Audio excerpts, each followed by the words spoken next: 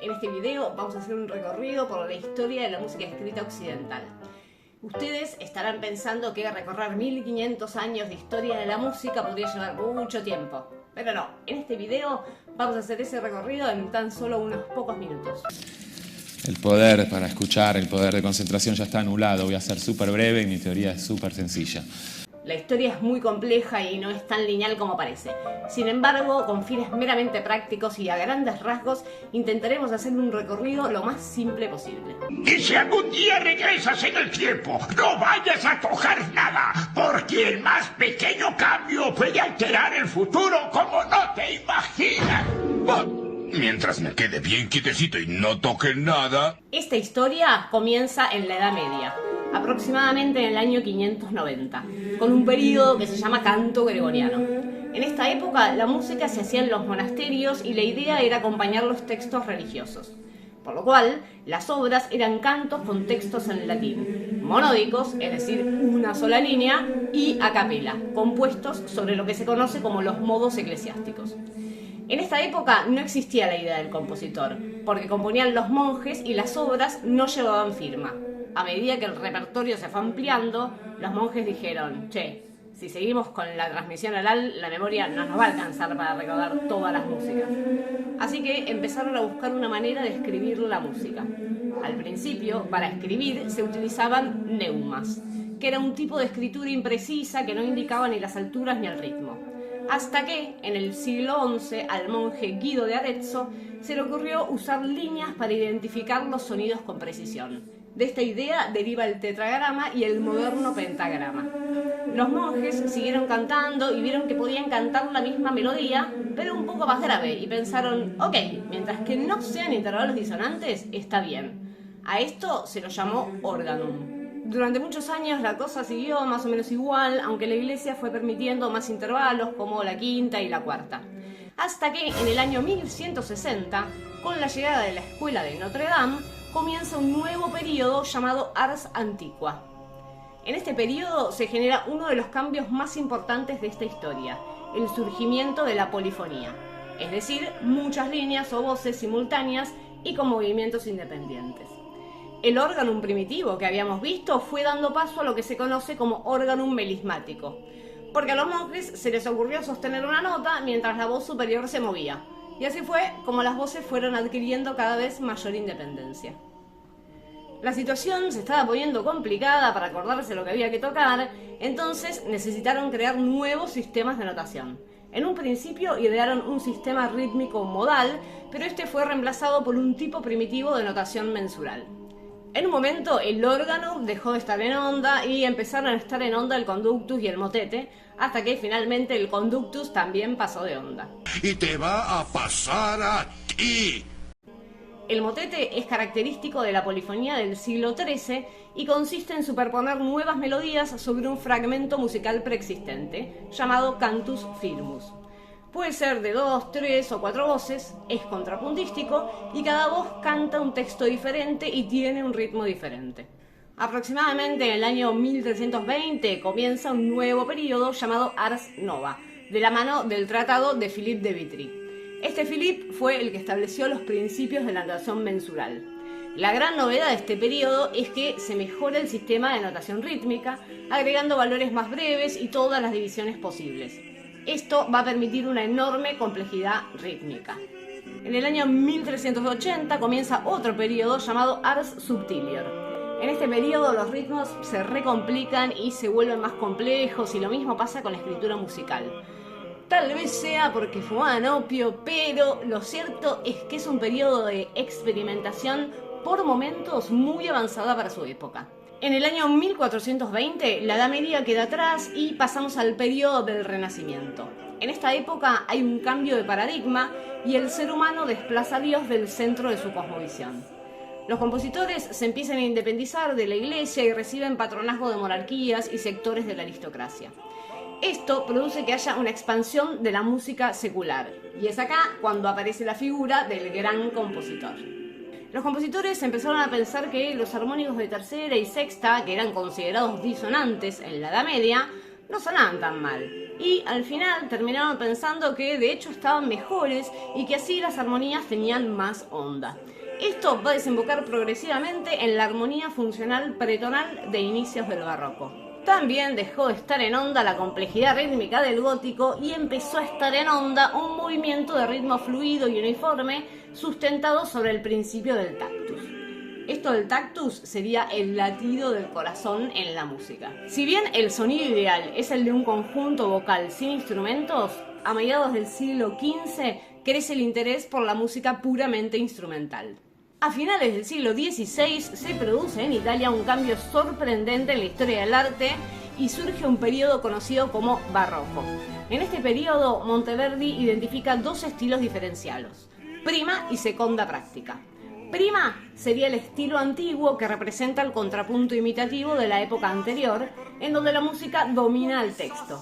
Y seconda sería el estilo moderno, que representa la expresión espontánea de este tiempo, en donde el texto domina a la música.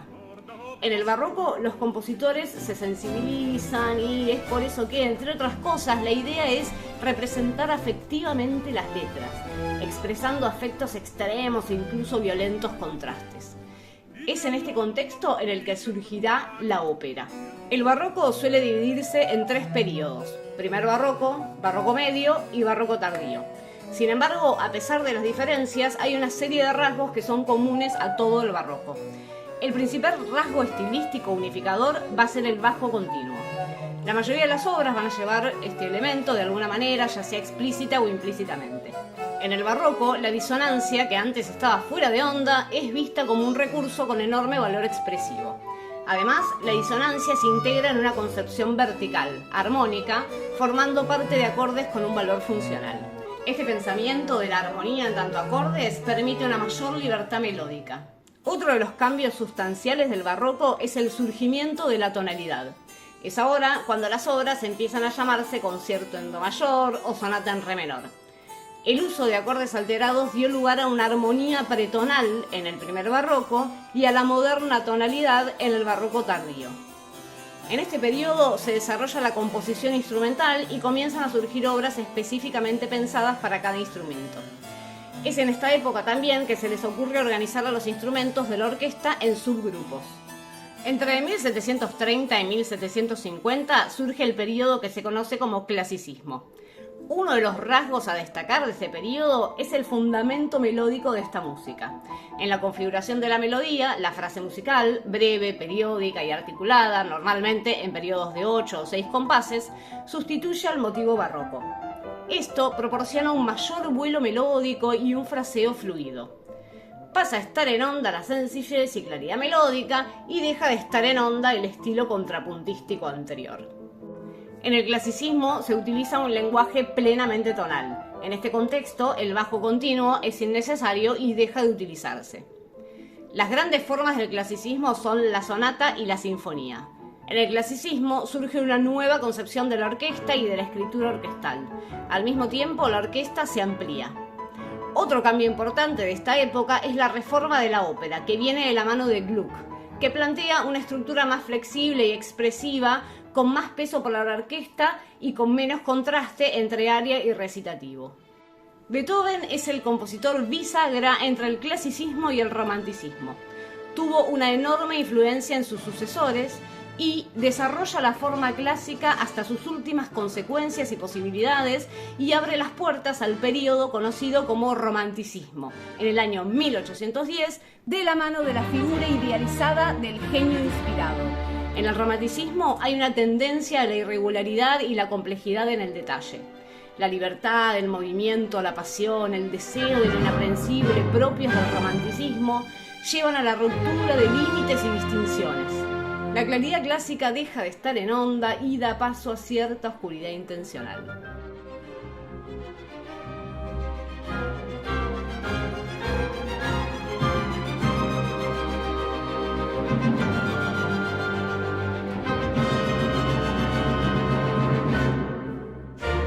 El romanticismo suele dividirse en tres periodos: el romanticismo temprano, el romanticismo pleno y el romanticismo tardío.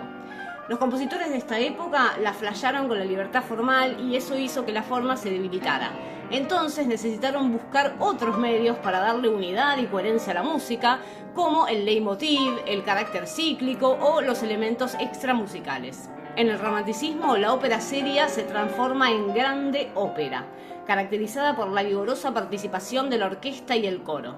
Y Wagner plantea la idea de obra de arte total, una perfecta fusión entre música y poesía, y propone que para eso es necesario el drama como instancia superadora de la ópera tradicional.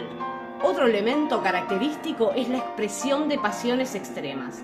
Para esto se desarrolla un lenguaje que usa todos los recursos a su alcance: armonías, modulaciones, cromatismos, disonancias y texturas complejas y densas. La expansión del color instrumental es uno de los aspectos más importantes. Descubren e inventan nuevas sonoridades en los instrumentos, nuevos instrumentos y nuevas combinaciones de instrumentos. Se produce un enorme crecimiento de la orquesta y se desarrolla el virtuosismo, especialmente en el violín y el piano. Un aspecto fundamental del romanticismo es el desarrollo de la técnica armónica, que lleva a la extensión y disolución de los límites de la tonalidad. Wagner será el punto de partida del final de esa desintegración, después de la cual vendrán los compositores posttonales. Su obra, Tristán e Isolda, fue compuesta entre 1857 y 1859, pero se estrenó recién en 1865. En esta obra está el famoso acorde de Tristán, que es el símbolo del fin de la tonalidad, porque es un acorde ambiguo y sin función tonal definida, ya que puede ser interpretado de diversas maneras. En el año 1850 surge un movimiento musical llamado nacionalismo. Si bien siempre existió la superposición de movimientos estéticos, por estas fechas esta superposición se acentúa y el nacionalismo va a ser simultáneo al romanticismo, al postromanticismo y al impresionismo. La música del nacionalismo se basa en la utilización de elementos musicales propios del folclore, ya sean escalas, ritmos o melodías, y también en elementos de su esencia popular como forma de expresión nacional. El nacionalismo es un fenómeno muy amplio y lógicamente tiene características propias en los distintos lugares y también un importante número de creadores.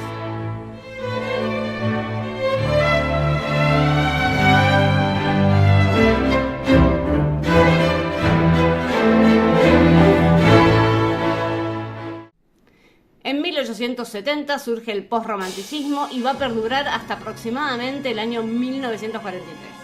El postromanticismo deriva del romanticismo tardío. Es una música con predominancia del cromatismo, pero aún basada en la tonalidad. Hay un gigantismo en la forma sinfónica transmitido a través de una gran orquesta. También hay una intensa búsqueda de nuevos colores orquestales.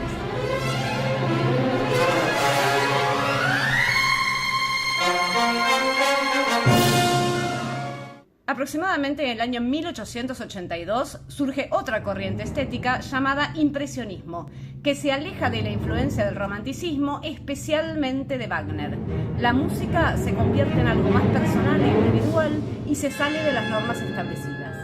El impresionismo rompe con los moldes preformados del clasicismo y el romanticismo, y esta libertad promueve que se generen nuevas formas de organizar el discurso.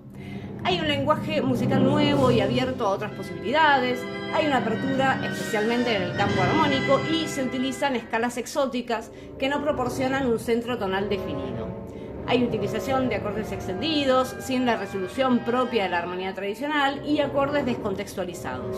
Todo esto genera una atmósfera sonora imprecisa que acompaña la gran influencia de la poesía simbolista.